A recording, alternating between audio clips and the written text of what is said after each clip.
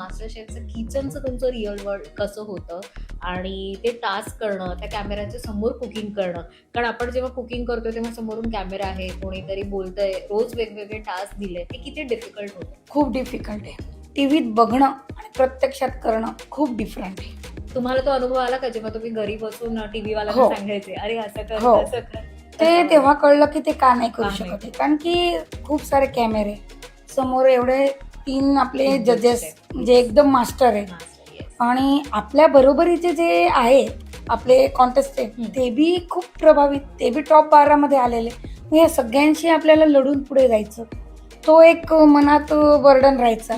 शिवाय किती मिनिटात पूर्ण तो टास्क करावा, ती पलपल कुमारी आम्हाला सारखं बघावं लागायचं. आणि पलपल जसं कुमारी. दाखवताय तिथे सेम तसंच असतं ना, 1 मिनिट वरती ना 1 मिनिट खालती.